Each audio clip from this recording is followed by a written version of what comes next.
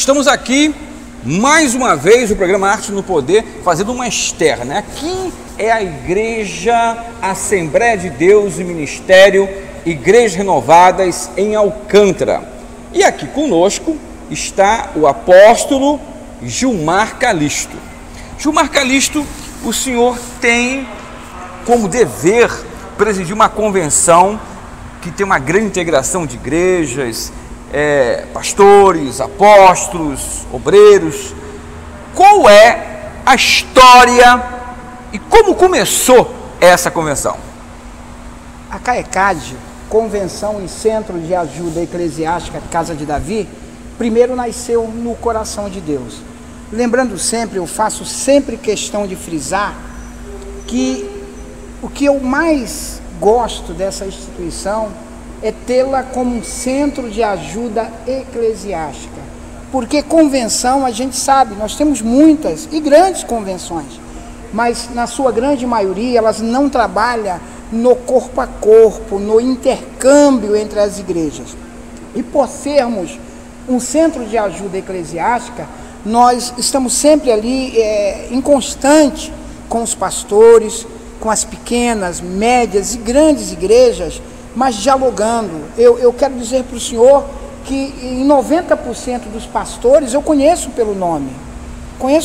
Nós temos um número de igrejas e ministros bem considerado, mas eu conheço pelo nome, porque o relacionamento é muito próximo. Então nós trabalhamos no intercâmbio, trazendo para as igrejas o melhor a título de cursos, a título de capelania, a título de legalização. Temos um corpo jurídico que entre essas pessoas está o Dr. Lucas. Temos conosco o Sindicato dos Teólogos, Capelões, Bispos e Apóstolos, presidido pelo pastor Roberto, aqui de São Gonçalo, da Igreja Batista do Jardim Catarina. É o primeiro sindicato eclesiástico do Brasil. Então, nós trazemos realmente a igreja para estar conosco, que da mesma forma estamos sempre presentes com as igrejas. Atualmente, quantas igrejas estão filiadas? Aqui no município de São Gonçalo são em torno de umas 180 igrejas. 180, mas fora o estado do Rio de Janeiro, quais são os outros estados que têm representantes? Nós temos em todo o estado do Rio de Janeiro. Sim. Quero só trazer à memória algumas das pessoas valorosas dessa convenção. Sim. No estado de Pernambuco, meu forte abraço para o apóstolo Gerôncio Sabino, que está localizado ali em Garanhuns. Quero mandar um forte abraço também para o pastor que está em Campina Grande, na Paraíba, onde representa a Paraíba. Um abraço para o apóstolo Roberval e a bispa Robervânia, que ali fazem um trabalho de excelência. Temos o nosso bispo Paulo Laurindo, no estado de Alagoas, que também ali faz um bom trabalho. Temos o pastor Evandro, no estado de Minas Gerais, ele que está com um trabalho belíssimo ali, também na região de Leopoldina, Cataguases, e assim por esse Brasil afora. Estamos indo agora fazer um trabalho missionário no Uruguai, junto com a CEMIC, Secretaria de Missão e Cultura para a Infância e Adolescência. Tem um representante em Orlando, nos Estados Unidos, que é o bispo Joedson Calixto, que lá está também fazendo um trabalho de excelência. E assim estamos chegando devagarinho, sempre respeitosos com as convenções que já existem, porque são co-irmãs, são amigas nossas. A convenção foi fundada em que ano?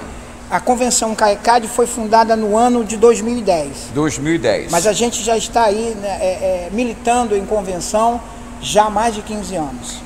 Eu percebi que também a convenção existe uma casa de recuperação. Temos o Centro de Recuperação Cidade Refúgio, e lá em Tinguá temos o apóstolo Elias, que é o Centro de Recuperação Reviver em Cristo. Meu forte abraço para ele também.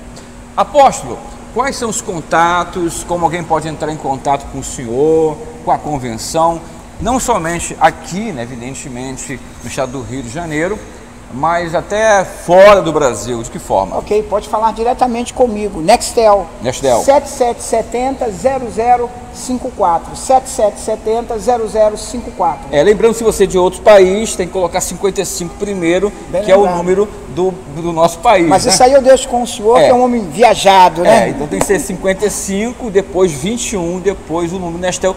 Pode repetir novamente o número do Nextel. 7770-0054. Muito bem.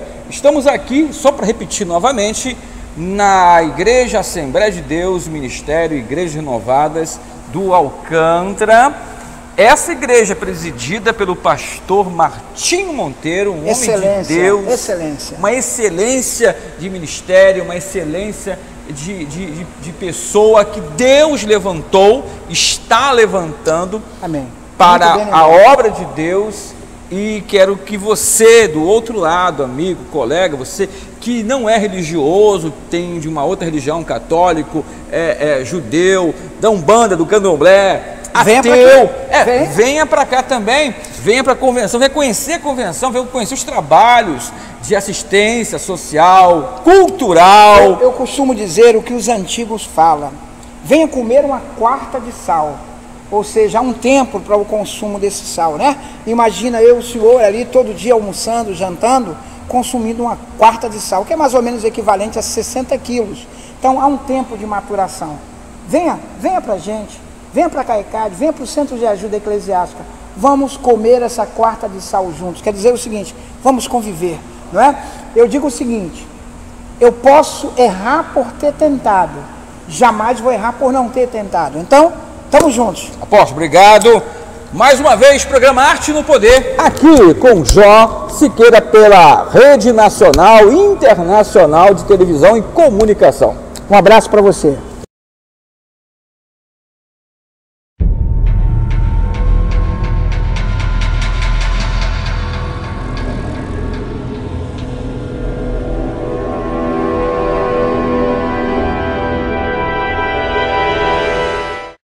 Programa Arte no Poder aqui em São Gonçalo, no estado do Rio de Janeiro, falando com o pastor Martinho Monteiro, um dos grandes líderes evangélicos, na minha opinião, não somente do Brasil, mas da América Latina. Pastor, a situação que se resume impeachment, não impeachment, pró-impeachment, o Brasil está ou não em uma situação de aceitar ou não aceitar um governo. É um governo popular? Não é um governo popular? Qual a sua opinião? Antes de mais nada, é um prazer estar aqui, Jó, conversando com os nossos amigos. Dizendo o seguinte, eu tenho uma visão muito ampla da situação toda, até porque milito politicamente desde os meus 16 anos de idade. Conheço muito bem o PT, aliás, participei da criação do PT no início aqui no município muito próximo, em Niterói. E lá no começo a gente já via que o PT se desviava daquele princípio de ser o representante dos trabalhadores, o verdadeiro partido dos trabalhadores. A gente começou a ver muita gente que queria levar vantagens, movimentos paralelos começaram a surgir dentro do PT com outros objetivos. O governo do PT se perdeu. Logo no primeiro ano, os 3 primeiros anos, o PT conseguiu se manter dentro do seu ideal, que seria fazer um governo social, um governo para os pobres. Mas ali, no primeiro ano, já havia toda uma turma montando um projeto de poder para 30 anos. Havia um projeto de poder para 30 anos. E esse projeto de poder era um projeto de poder de uma ditadura, de uma manipulação. A ditadura hoje é uma coisa muito mais bem montada, né? Não aquela coisa de força, mas hoje domínio da eleição, esses programas sociais são uma compra de voto. Aí o Partido dos Trabalhadores consegue nos 3 primeiros anos manter. No último ano já do primeiro mandato, a gente percebe que já tem o escândalo do mensalão. O mensalão já estava implantado. Lula consegue passar ao largo disso tudo, mas a operação continua. E aí eles vão estendendo os seus tentáculos. O segundo mandato de Lula é um desastre no sentido de aparelhamento do Estado, de roubalheira, já está implantado. Quando Dilma assume, é complemento disso aí.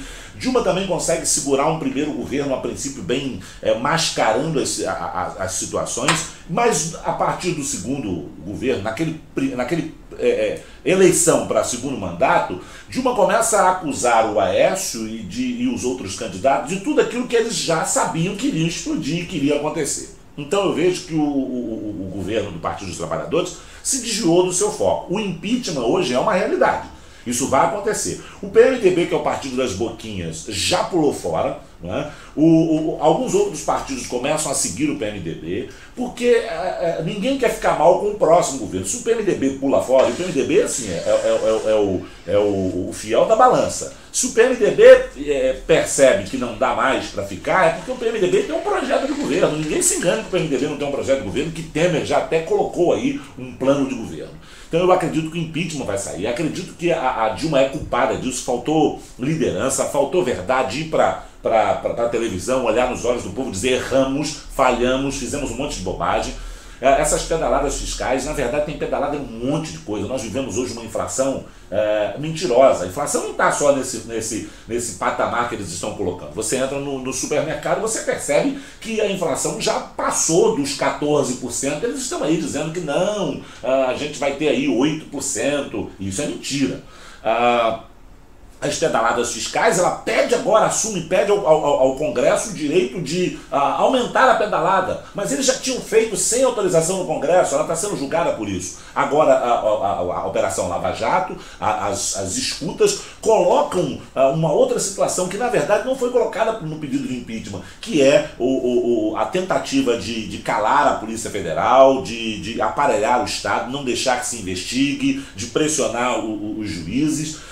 Se tem uma coisa que sempre funcionou aqui, é o Supremo, né, a Polícia Federal, os juízes federais. Então o PT está demonstrando verdadeiramente que tinha toda uma máquina montada para assumir e ficar bastante tempo no poder. O problema é que eles roubaram demais. Todos os outros governos roubaram. Não vem com essa história de que